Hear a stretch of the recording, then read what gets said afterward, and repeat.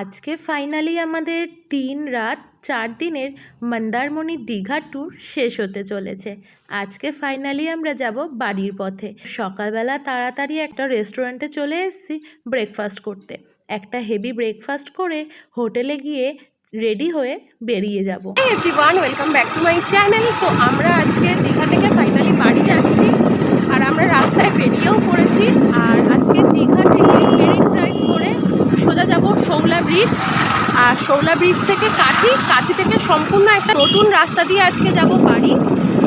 কোলাঘাট, বালি ব্রিজ কোনো কিছুই ক্রস করবো না, কারণ আমি আমার মন্দারমণি ভিডিওটাতে অলরেডি শেয়ার করেছি যে ওই জায়গাগুলোতে গাড়ি কি বাজেভাবে চলে। তো সেই জন্য একদম ভিতর রাস্তা দিয়ে একটা নতুন রাস্তা দিয়ে আমরা বাড়ি যাব। তো জানি না কত দূর রাস্তাটা কেমন থাকবে বা কী বৃত্তান্ত, কিছুই জানি না। আমরাও যাব আর তোমাদের সাথেও শেয়ার করবো রাস্তাটা কেমন কি। তো দেখতে থাকো আজকের ভিডিওটা, একটা নতুন রুটের সন্ধান আজকে তোমাদেরকে দেবো। আমরা মেরিন ড্রাইভ ধরে দীঘা থেকে মন্দারমণি আর মন্দারমণির থেকে শৌলা ব্রিজ চলে এসেছি। এই মেরিন ড্রাইভ রোডের ওপরে একটা ফুল ডিটেলস ভিডিও চ্যানেলে আপলোড করা আছে, ডেসক্রিপশন বক্সে লিঙ্ক দিয়ে দেবো, তোমরা চাইলে দেখে নিতে পারো। আর তারপর এখন পিছাবনি নদীর ওপর দিয়ে যে শৌলা ব্রিজ, সেই শৌলা ব্রিজ ক্রস করে ওই যে তীর চিহ্নটা আছে ওই দিকেই আমরা মোড় নিলাম। আর মোড় নিয়ে তারপরে সোজা চলে যাব কাথি রোডে। আর এই কাথি রোডটা দিয়ে চালাতে গাড়ি বেশ ভালোই লাগবে। একদিকে রয়েছে কন্টাই ক্যানেল বা কাথি ক্যানেল, আর তার দুই পাশ দিয়ে রয়েছে সুন্দর এরকম পিচের রাস্তা। সেই পিচের রাস্তা বেয়ে আমরা সোজা চলে যাব নন্দকুমারের উদ্দেশ্যে।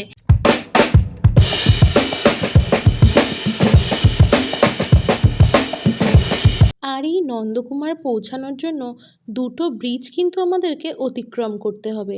একটা কালীনগর ব্রিজ, যার নিচ দিয়ে বয়ে চলেছে রাসুলপুর নদী। আরও একটা ব্রিজ অতিক্রম করতে হবে, কিন্তু সেই ব্রিজটা অতিক্রম করার আগে আমরা একটা জায়গায় দাঁড়িয়ে পড়লাম লাঞ্চ করার জন্য। রাস্তা দিয়ে যেতে যেতে এরকম অনেক ছোট খাবারের হোটেল কিন্তু চোখে পড়বে। খাবার মোটামুটি ওই একটা অ্যাভারেজ কোয়ালিটি ছিল, তবে খিদে মুখে রাস্তায় যা পাওয়া যায় সেটাই অমৃত। যাই হোক, আমরা ওই ডাল, ভাত, ভাজা এই সমস্ত কিছুই নিয়েছিলাম, যেহেতু দিনটা ছিল শনিবার, আর শনিবারে আমরা নিরামিষ খাই। তো তারপর আবারও গাড়ি নিয়ে বেরিয়ে পড়লাম বাড়ি যাওয়ার উদ্দেশ্যে। আর এখন যে ব্রিজটা ক্রস করছি এটা হলো মাতঙ্গী সেতু বা মাতঙ্গী ব্রিজ, যার নিচ দিয়ে কিন্তু বয়ে চলেছে হলদি নদী।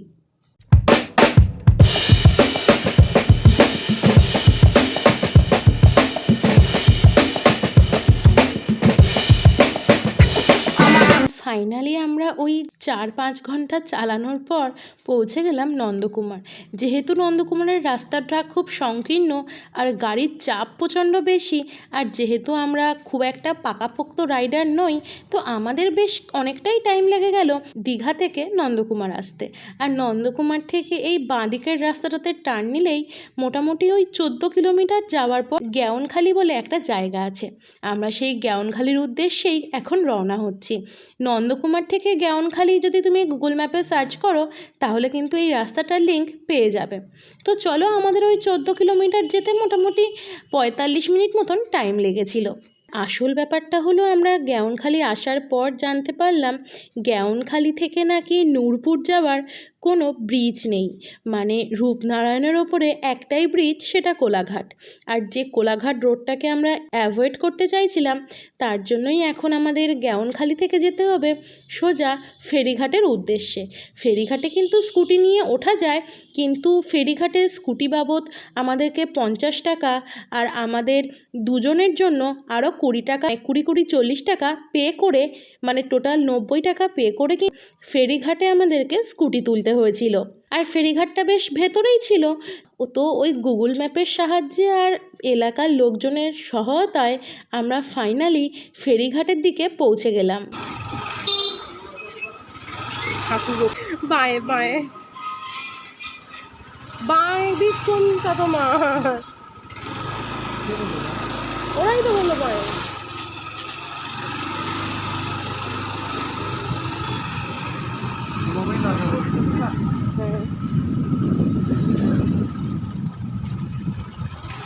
হ্যাঁ, লোকের বাড়ি তো এটা।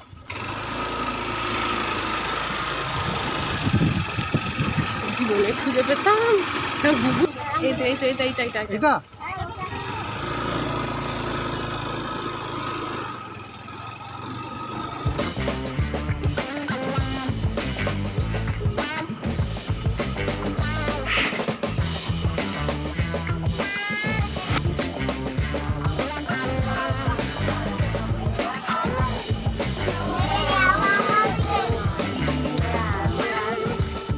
তো আমরা ফাইনালি চলে এসেছি ফেরিঘাটে। এখানে ওই আধ ঘন্টা কি 1 ঘন্টা অন্তর অন্তর লঞ্চগুলো চলাচল করে। এখানকার লোকাল মানুষজন কিন্তু প্রতিনিয়তই এই নৌকো পার করেই এই পার ওপার যাতায়াত করে। আর এটা শুধু রূপনারায়ণ নদী না, রূপনারায়ণ নদী, হলদি নদী আর দামোদর নদীর মিলনস্থল।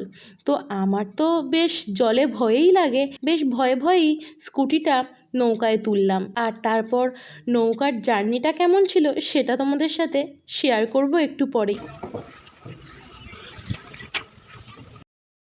এই জার্নিটা কিন্তু বেশ অ্যাডভেঞ্চারাস ছিল। চারিদিকে শুধু জল জল আর জল। এটা সমুদ্রের মাঝে না নদীর মাঝে বোঝা বড় দায়। যেহেতু 3টে নদীর মিলনস্থল, জলে বেশ ভালোই ঢেউ ছিল। মাঝে মধ্যে তো এই লঞ্চের ভিতরেও জল চলে আসছিল।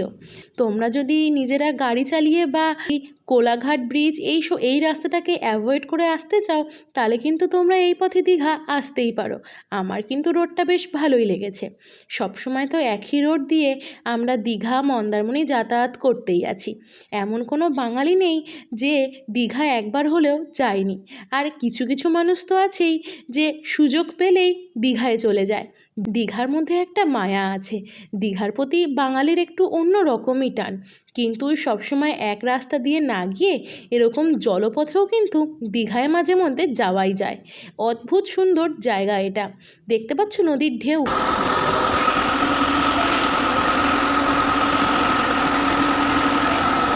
যাই হোক, কথা বলতে বলতে নৌকো আমাদের নামিয়ে দিল নূরপুর। আর নূরপুর থেকে আবার গাড়ি নিয়ে যাব বাড়ির উদ্দেশ্যে। এই নূরপুর থেকে কিন্তু দক্ষিণ 24 পরগনার নানান জায়গায় নানান বাস কিন্তু চলে। তোমরা যদি দক্ষিণ 24 পরগনার বাসিন্দা হও, তাহলে কিন্তু এই রাস্তা দিয়ে একবার দীঘা আসতেই পারো।